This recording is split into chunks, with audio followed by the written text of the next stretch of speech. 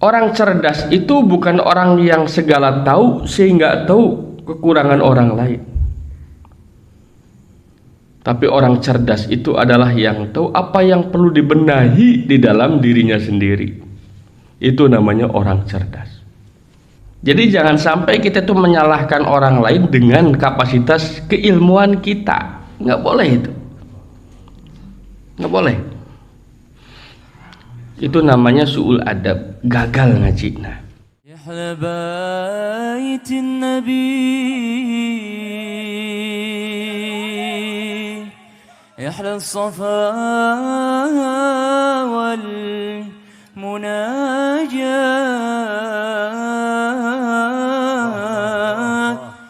bakhit man habbakum.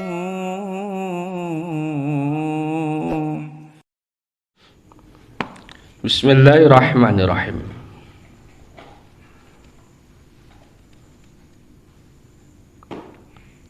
Wajjih kalamal qawmi ghaira mukhatti'in wa mu'alliman wa qir wa lasta mujadila.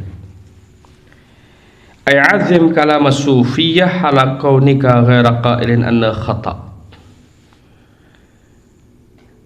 Tina nalika urang teh mayunan ahli tasawuf, ulama-ulama tasawuf, ulama-ulama thariqah, maka di dia miturut kifayatul atqiya eta ta'zim kalam as-sufiyah.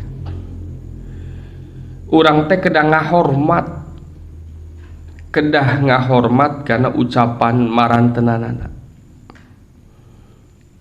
Sanaos urang tepati paham, tapi orang kadang ngahormat karena ucapanana marantanana. Ulah deui ka nyebutkeun khata' tah. Ulah deui ka nyebutkeun salah.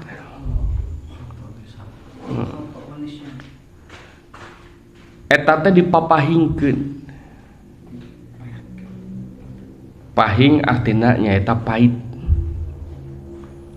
Artinya ialah diulahkeun, artinya adalah dijangankan. Bahasa Indonesianya adalah dijangankan. Dilarang.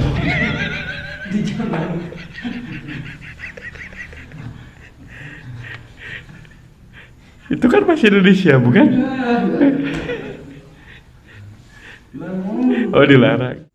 Dilarang.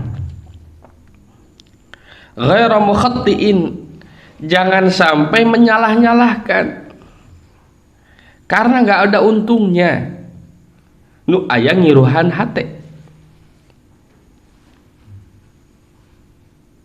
Jadi perkara benar ataupun tidak sarankeun ka Allah Subhanahu wa taala. Jadi jangan sampai hati kita itu diliputi rasa tidak suka barijeng tidak beralasan. Adabnya itu seperti itu.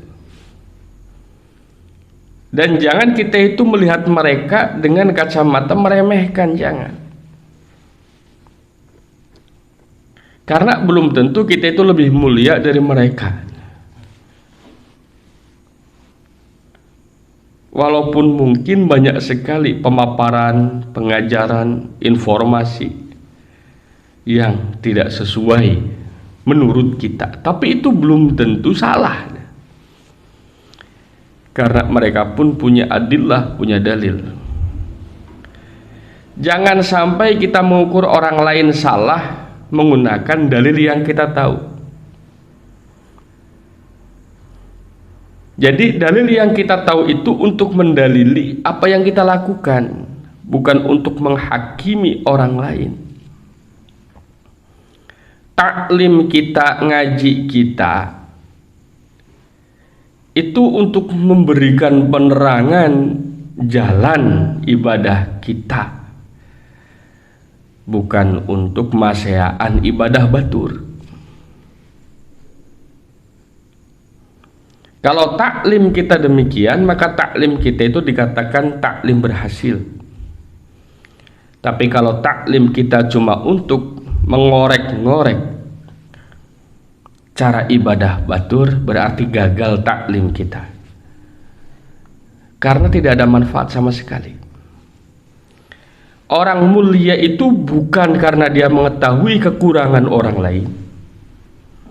Orang mulia itu karena dia itu selalu mengevaluasi amal dirinya, mengevaluasi ibadahnya, membenahi dan ngabeberes kehidupanana, baru mulia tadi.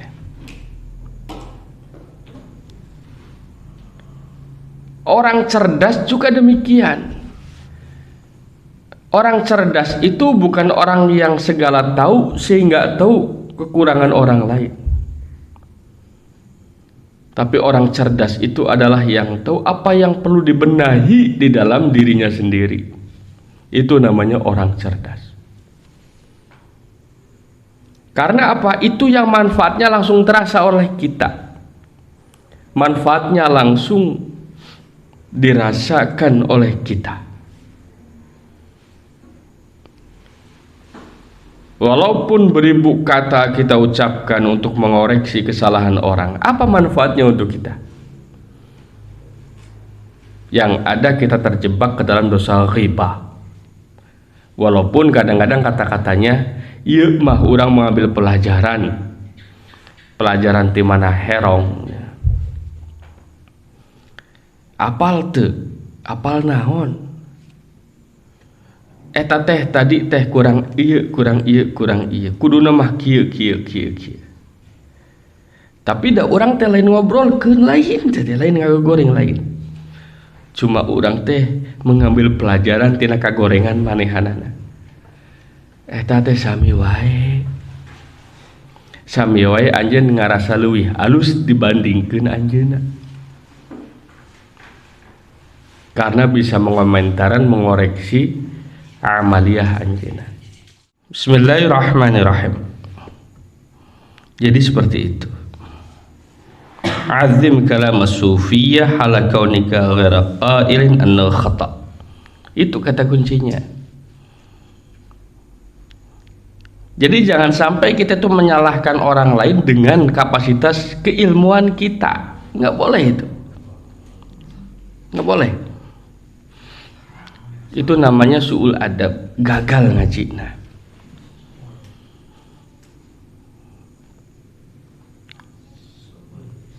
begitu kita mendengarkan cerita orang, begitu kita mendengarkan pemaparan orang yang kita itu belum tahu ilmu, nah cukup dengan menyimak dan juga ta'zim. Masya Allah, Masya Allah, paham tuh.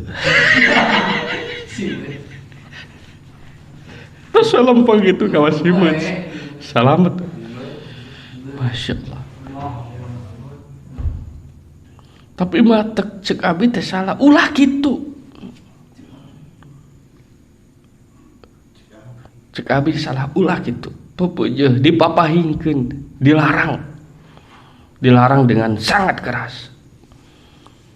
Jangan sampai kita menyalahkan sesuatu yang kita itu belum tahu ilmunya.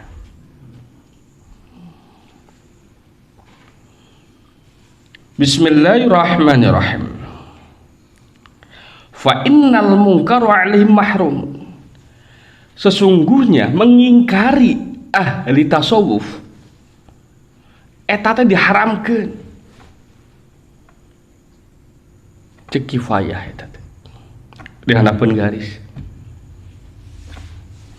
Sesungguhnya mengingkari ucapan informasi ahli tasawuf, ahli hakikat, eta teh mahrum, diharamkan. Mengingkari lo, mahrum, diharamkan. Tapi diharamkan di dia, sanes diharamkan bahasa fikih, bahasana bahasa tasawuf.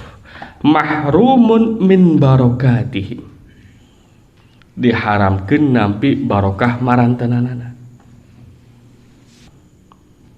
Jadi sama-sama muslim itu jangan sampai khata'un atau mukhti'un, nganggap salah itu kan, atau menyalah-nyalahkan.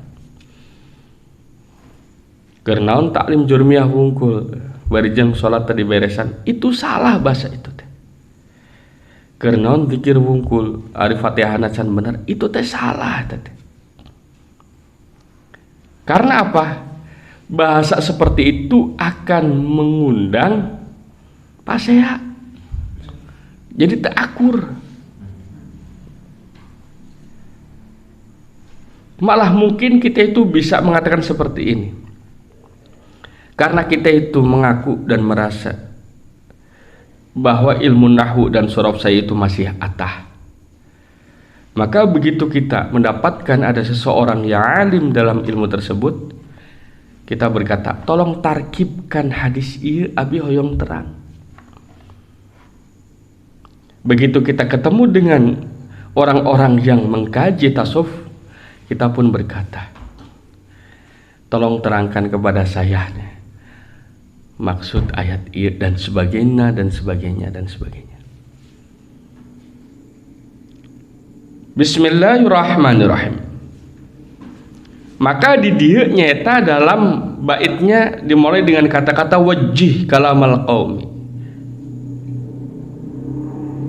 Kita itu terima ngobrol dengan siapapun, kita itu harus open mind, open heart. Buka pemikiran, buka hati. Bismillahirrahmanirrahim. Tampung we semuanya. Hati itu jangan mengingkari. Ucapan itu jangan menyalahkan. Tapi yang paling penting kita punya prinsip, punya pegangan, ulah luar leor. Makanya pegang Abu Suja dengan segenap tenaga, segenap kemampuan, itu sebagai pegangan ibadah kita. Bukan berarti untuk fanatik dan yang lainnya seperti Simut, bukan. Tapi kita harus punya pegangan sebelum kita menampung opini pendapat orang lain. Kalau kita nggak punya pegangan, nggak punya dasar, begitu kita mendengarkan banyak sekali keterangan dari orang lain, maka terjadi kebimbangan dan kebingungan. Salah-salah jadi ateis, fatalis. Teu aya di mana-mana. Aya di mana-mana tapi teu ka mana-mana. Ngiring ka ditu ngiring, ngiring ka dieu ngiring. Tapi teu ka ditu teu ka dieu. Narima ente, nolak oge ente. Berarti hidupnya tidak punya prinsip. Gampang dijungkirkeun, gampang dijongklokkeun, gampang oge dikambing hitamkan. Pegang prinsip Abu Suja sebagai pegangan ibadah abdi.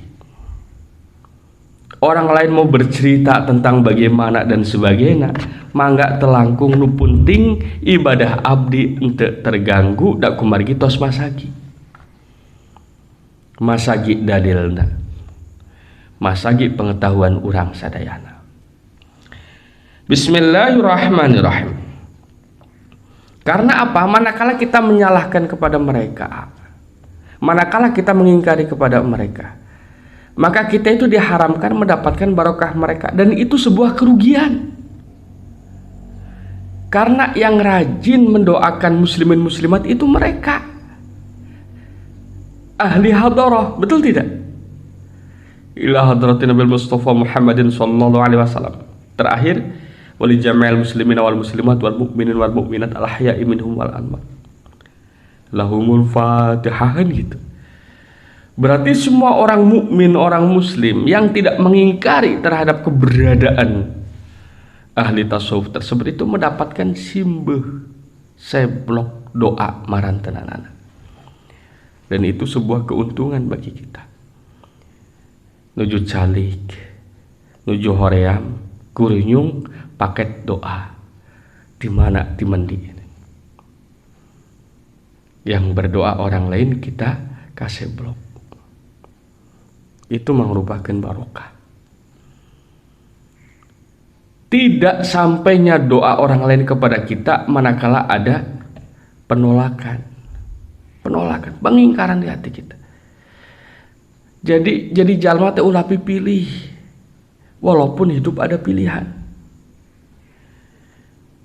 Nya anu dipilih ku orang teh bojo orang, nya kan? Itu jaswan.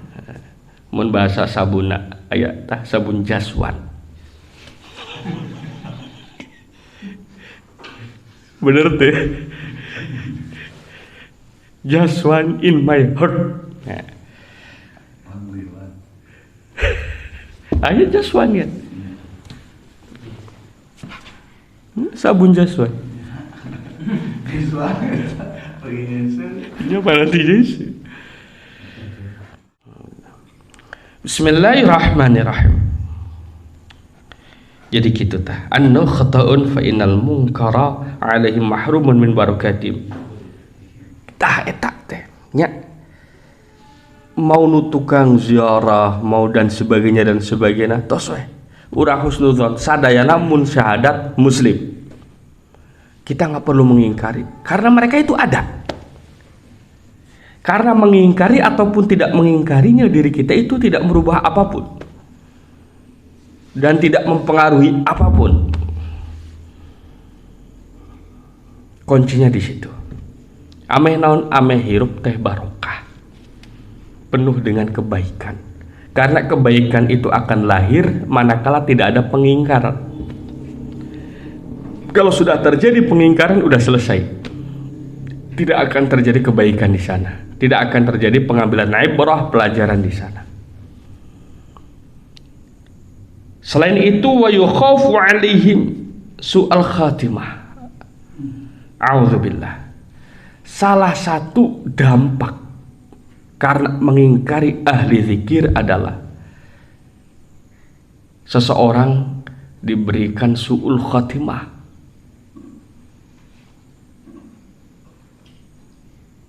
Seseorang diberikan su'ul khatimah. Ruwiya diriwayatkan dari Nabi sallallahu alaihi wasallam annahu sungguhnya baginda Nabiullah Muhammad sallallahu alaihi wasallam itu qala telah bersabda siapa Nabi man adapun siapa saja orangnya istakhaffa yang meremehkan siapa huaman bi ustadzihi dengan ustadznya man. Jadi walaupun katroknya kayak gimana ustadz gitu kan kade ulah diremehkeun. Walaupun ustadz sabelah, ya maksudnya ustadz di tempat sabelah, ustadz di mana orang ente cicing didinya. Misalkan orang cicingna di mana sih? Misalkan kita harus tahu posisi kita cicingna di mana. Misalkan abdi teh cicingna dina rumah mengaji Kian Santang. Terus kita, apalagi antum buah-buahan antum, apalagi kalian, ya. Kalian kan suka ngaji kemana-mana itu, mendengarkan ustadz ini B C D E F G H. Ustadz yang pakai kopiah ada, yang tidak pakai kopiah ada, yang pakai topi ada, meureunnan. Iya kan? Kadang-kadang gitu kan. Yang pakai sorban di bulan aya. Jadi sering ngaji ke sana kemari dan sebagainya. Dan masing-masing ustadz pasti berusaha untuk ngakop, betul tidak? Jadi memberikan informasi abdi anu paling saya dan sebagainya. Bismillahirrahmanirrahim. Itu merupakan retorika saja. Kita jangan terbawa ke sana. Ambil ilmu. Nah, retorika nah tinggalkan ku urang. Karena apa? Jangan sampai kita itu ngefan kepada satu ustadz karena ustadz itu berkata agar jangan menerima ustadz yang lain terus kita mengikuti hal semacam itu tidak boleh itu. Saya mengikuti ustadz selama menganjurkan kepada saya ke dalam kebaikan. Tapi manakala mendorong saya untuk antipati atau mengingkari ustadz yang lain, maaf, saya tidak ikuti itu. Boro-boro ustadz, orang tua kita pun kalau menyuruh kita ke dalam kemungkaran, maka nggak boleh kita itu mengikuti, apalagi guru kita. Itu nggak boleh diikuti. Karena apa? Manakala kita berani istighfaf atau istakhofa, manakala kita berani istakhofa, meremehkan, nganggap cetek karena penuh dengan kesalahan versi kita, istakhofa, ngaremehkan. Alah, Ustadz macawai kitab berarti cantamat. Itu istakhofa, itu ngaremehkan. Ibtalahu Allah Ta'ala bisalasati asya, maka Allah akan memberikan bilai kepada orang yang istakhofa bi ustazi dengan 3. 1. Nasiyah ma hafizah, lupa hafalan yang dia hafal. Susah ngapalin, gampang lupa. Susah ngapalin, ngapalinnya udah susah banget, tapi begitu sudah hafal gampang lupa. Buah-buah boga dosa, buah-buah boga dosa, sok ngaremehkeun ustad. Kenapa saya itu susah ngapalin, tapi begitu hafal gampang lupa? Berarti kamu masih terjangkit penyakit istakhofa ustazi, yaitu suka ngaremehkeun ka guru na, ka ustad na. Tapi mah eta lain ustad abdi nih. Ari anjeun salek di dinya. Bener teh? Nampi piwuruk anjeunna. Da abi mah lain keur ngaji, cuma sekedar mengamati. Rek ngamati rek naon terserah we. Yang penting calik berarti nuju taklim dan sebagainya dan sebagainya. Wa kalla lisanuhu,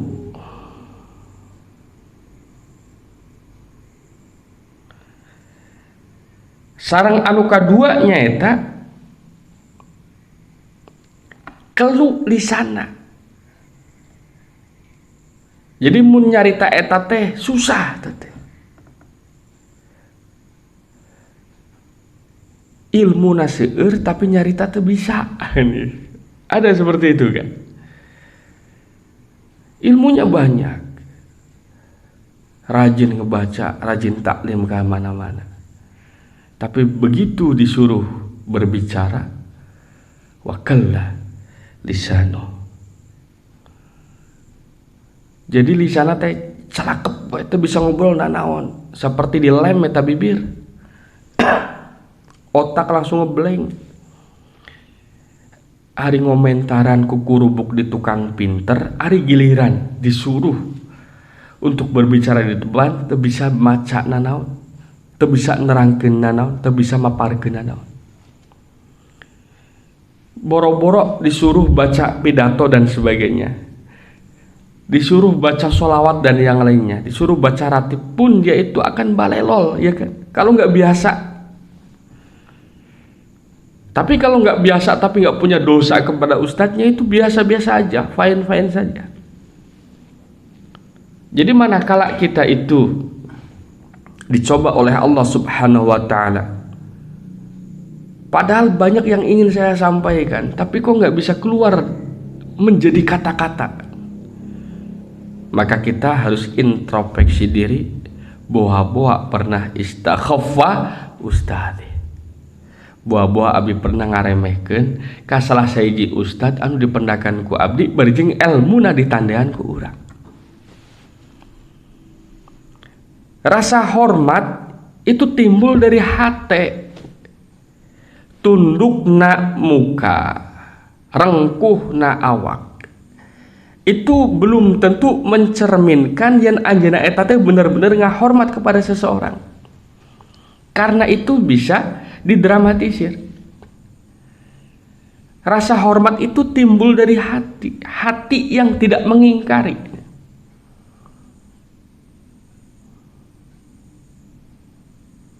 Cirinya adalah meninggalkan ghibah, cirinya adalah meninggalkan muqabilah, ngabanding-bandingkeun. Bari jeung naon si untungna ngabanding-bandingkeun jelema, laras teu? Dan yang paling menyakitkan manakala dibanding-bandingkeun. Kamu itu lebih buruk dibandingkan. Astagfirullahaladzim. Astagfirullah. Maka ke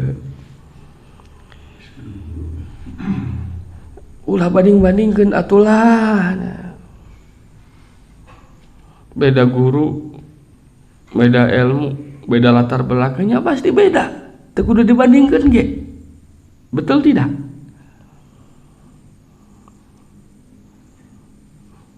Boro-boro manusia, boro-boro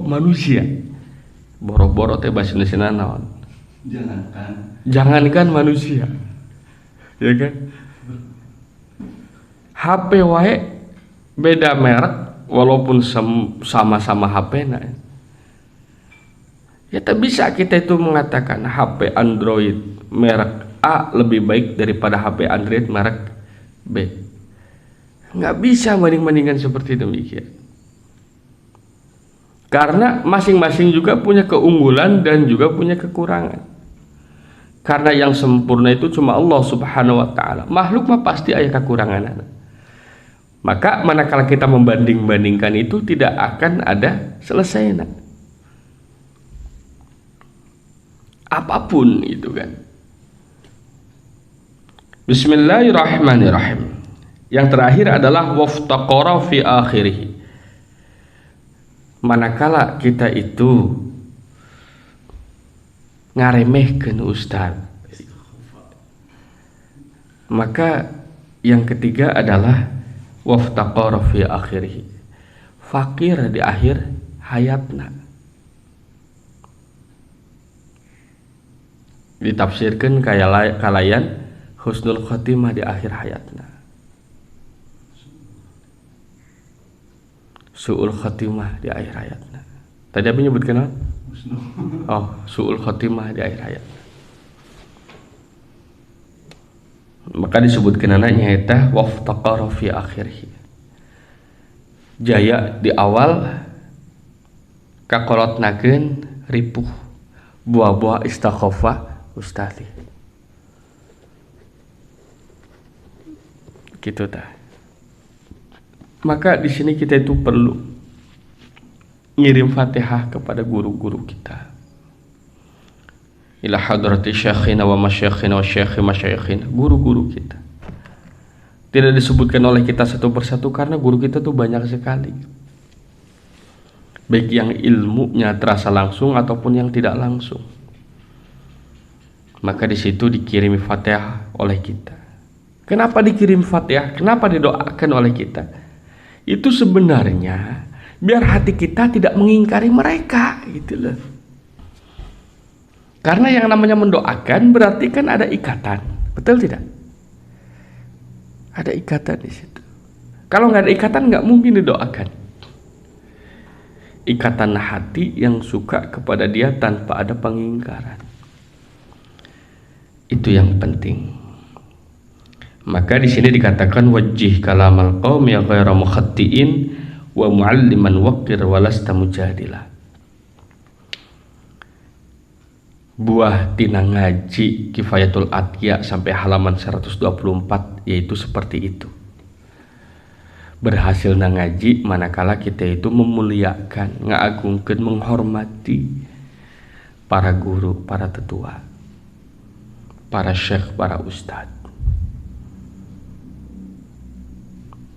Dan itu merupakan kunci sa'adah fi darin, kunci bahagianya kita di dunia dan di akhirat. Al-Fatihah.